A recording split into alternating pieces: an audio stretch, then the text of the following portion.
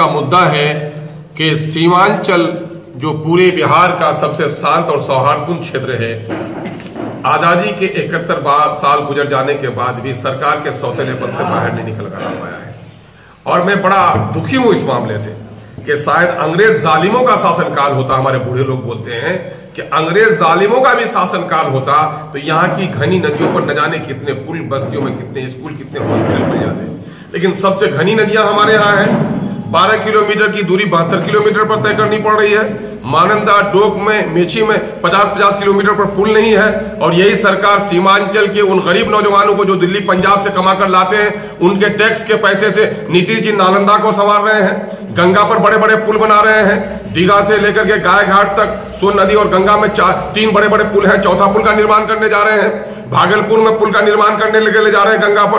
कोसी में 4 बड़े पुल का उन्होंने निर्माण करने का भी आश्वासन दिलाया है, लेकिन वो यहाँ पर कई बार आए, लेकिन गंगा हमारी मानंदा नदी पर, डोक पर 30-30, 40-40 किलोमीटर पर पुल नहीं है। कुछ भी नहीं बोल रहे हैं। हम लोगों ने इस सिलसिले में कई बार पत्राचार किया है। अभी डीएम के माध्यम से भी बिहार सरकार को उसकी सूचना दी है, लेकिन ये कान पर जूं तक नहीं रेंगा है, जिसके नतीजे में सब लोगों ने सामूहिक तौर पर फैसला लिया है। सीमांचल पुल निर्माण संघर्ष समिति के अब न सहेंगे अत्याचार, करके रहेंगे 2-2-4, करो हमारी नदियों में पुलों का निर्माण, वरना होगा चक्का जाम। इसी नारे के साथ कल खरखरी घाट पर 11 बजे, दिन के 11 बजे से एक विशाल धरने का आयोजन किया गया है कि गूंगी बहरी सरकार शायद बगैर चीखे और चिल्लाए हमारी आवाज नहीं सुनेगी। और लगता ऐसा है कि मेरे पूर्वजों ने अंग्रेज जालिमों के खिलाफ लड़ाई लड़ी थी, उन जालिमों से भी बड़े जालिम हमारे ये देसी अंग्रेज हैं, जिनके खिलाफ लड़ाई लड़ना हमारी जिम्मेदारी है। हमारी औरतें, जो हामला औरतें हैं, हॉस्पिटल नहीं जा पाते समय पर, जिनके पेट में उनका देवता और फरिश्ता समान बच्चे का कत्ल अगर हो रहा है, ये सरकार करा रही है। हमारे बूढ़े माँ बाप और हमारे बीमार वक्त पर हॉस्पिटल नहीं पहुंच पाते हैं, हॉस्पिटल का इंतजाम नहीं है, नदियों की वजह से एम्बुलेंस नहीं जा पाता है, और हमारे लोग आज बगैर दवा के गांव में तड़प तड़प कर मर रहे हैं। ये सरकार कातिल बनी हुई है और हमारी समस्याओं में कोई समाधान करने के लिए तैयार नहीं है। उसी के खिलाफ लड़ाई का बिगुल हम लोग कल बजाने जा रहे हैं। पूरे तौर पर तहरीक में उस दिन भी थे, हमारे लड़के थे, उस दिन भी सड़क पर थे हमारे लड़के। जो होगा हम ये कहेंगे कि भाई कातिल कातिल है, चाहे वो किसी का भी कातिल हो, कातिल को सजा मिलनी चाहिए। मैं कह रहा हूं कि आप शांति की बात करते हैं, सौहार्द की बात करते हैं, जब तक न्याय मजबूत नहीं होगा, जब तक एडमिनिस्ट्रेशन का चुस्त दुरुस्त नहीं होगा, क्या न्याय को स्थापित कर सकते हैं? आप पूरे किशनगंज शहर में घूमिए साहब, लॉ एंड ऑर्डर नाम की कोई चीज नहीं है साहब। पूरी चीजें सड़क को लोगों ने जाम करके रखा है, इनको सोचता ही नहीं है वो। आज तक किशनगंज में क्या ये शरीफों का शहर नहीं है? क्या एक बस पड़ाव, क्या छोटी छोटी गाड़ियां आ रही हैं मार्केटिंग के एरिया में, क्यों नहीं बनाया प्रशासन ने आज तक? ये बेचारे गाड़ी चलाने वाले मजदूर हैं बेचारे, इनको डंडा देते हैं, इनसे मंथली वसूल करती है पुलिस, और ये सड़कों पर बेचारे गाड़ी लगाए हुए हैं। कोई भी पैसेंजर आता है, आप कहते हैं स्वच्छ भारत बनाने की आप कर रहे हैं, बाहर में कोई नहीं करेगा, तो आप कोई बस स्टैंड, महिलाएं आती हैं, बीमार आते हैं, कम से कम वहां पर पड़ाव हो, ठहराव हो, लोग वहां पर कम से कम पानी पीने का इंतजाम हो, टॉयलेट हो, जो लोग गाड़ी में लोगों को ढो रहे हैं उनके बैठने का इंतजाम, कोई भी इंतजाम नहीं हो रहा साहब। लगता ही नहीं कि किशनगंज में शहर में कोई कोतवाली ही नहीं है, लगता है जैसा लगता है। तो चलिए, ये क्या लोगों का गम ठंडा हो जाए और ये कार्रवाई से बच जाए, ये पूरी तरह पुलिस की लापरवाही है। और नीतीश का तो मामला ही ऐसा है ना कि सीमांचल में चाहे कुछ भी हो जाए, अगर पटने के करीब में कुत्ता दबकर मर जाए तो खबर बन जाए, कार्रवाई हो जाए, और सीमांचल में लोगों का कत्ल भी हो तो कोई खबर न बन पाए। कातिलों का हाथ तक नाम में लिखा हुआ था, कातिलों जो लोग मर्डर किए थे उन लोग का भी हाथ। पुलिस की जिम्मेदारी है कि भाई उनका नाम लिखा हुआ है, कैसी परिस्थिति है, आखिर किस काम के लिए है वर्दी के लोग। वर्दी के लोग सिर्फ इसी काम में है कि बालू उठा करके कोई बेचारा गरीब ट्रैक्टर पर लेके जाए, जिनका घर सैलाब में ध्वस्त हो गया, जो सड़क नहीं बना पाया, अगर उसमें 2-4 क्विंटल भी वजन ज्यादा हो जाए तो उनसे जुर्माना वसूल करने के लिए किसानों को डंडे दिखाएंगे, और चोर डाकुओं से लोग मिलकर बैठे हैं। लगता है ऐसा है, कहीं नहीं हो रही कार्रवाई उन पर। सारा नियम इनका हो जाता है, सिर्फ गाड़ी में किसी बेचारे के पास अगर लाइसेंस छूट गया तो उस पर कार्रवाई हो जाती है। लेकिन मामला यह है कि पूरे का शोषण हो रहा है, लोगों का मर्डर हो रहा है, किडनैपिंग हो रहे हैं, लड़कियों की ट्रैफिकिंग हो रही है, और उस पर कोई कार्रवाई नहीं करा पा रहे हैं लोग। पूरे तौर पर पुलिस का प्रशासन बिल्कुल निकम्मेपन का मामला है ये, और ये मामला बिहार सरकार की सीमांचल के साथ सौतेलेपन का एक बड़ा सबूत है।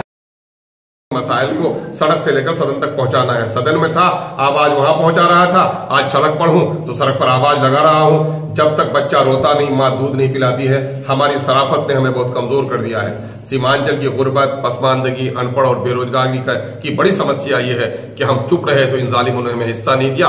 हम आवाज लगा रहे हैं और यकीन आपको दिला रहे हैं कि हम लड़ेंगे भी और अपना हक हासिल भी करेंगे।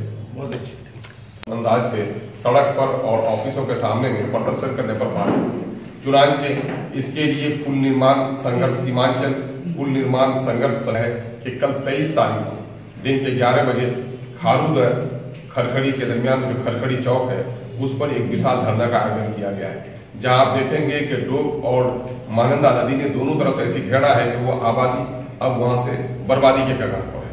कश्तियों पर पार होना पड़ रहा है।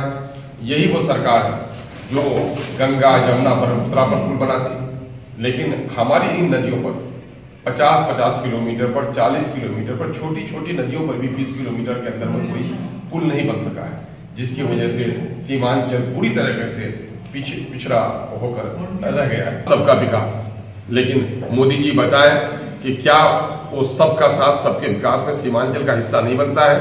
क्या हमारे नौजवानों के खून और पसीने की कमाई का टैक्स उनके खाते में नहीं जाता है? न्याय के साथ विकास का नारा माननीय मुख्यमंत्री जी बिहार ने दिया, नीतीश कुमार जी ने, लेकिन नालंदा को उसने कहां से कहां पहुंचा दिया और सीमांचल को लूट लिया उन्होंने। और सीमांचल की नदियों की लहरों को वो नहीं देख पाते हैं, लेकिन गंगा नदी पर नए पुल की स्वीकृति प्रदान करते हैं। अभी अभी भागलपुर में भी उन्होंने नए पुल को स्वीकृति प्रदान कराई है। इधर अभी कोसी के क्षेत्र में वो आए, उन्होंने 4 बड़े बड़े पुल बनवाने का वहां पर आश्वासन दिया है, लेकिन सीमांचल में उनका बार बार आना हुआ, लेकिन यहाँ की नदियों के पुल के बारे में वो गंभीर नहीं है।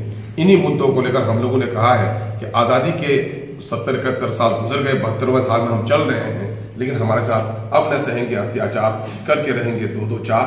हम लोगों ने ठाना है, इसी के लिए हम जा रहे हैं कि पुलों का जब तक हमारा निर्माण नहीं करो, हमारे पुलों का निर्माण, वो न होगा चक्का जाम। यह नारा हमारा है। इसको लेकर हम लोग कल दिन के 11 बजे से खरखड़ी चौक पर एक विशाल धरने का आयोजन कर रहे हैं और कोशिश हमारी यही है कि सरकार हमारे पुलों का निर्माण करे। साथ ही एक विडंबना ये भी है कि जिन क्षेत्रों पे किसी कारण पुल ध्वस्त हो जाए, इमरजेंसी आ जाए, तो यही गवर्नमेंट है जब पीपा पुल बनाती है, और पीपा पुल में भी छोटी गाड़ियां आसानी से, गंगा में आप देखेंगे कि हाजीपुर से जोड़ने वाली पीपा पुल के जरिए से पार करा लेते हैं। क्या हमारी नदियों पर पीपा पुल नहीं बन सकते?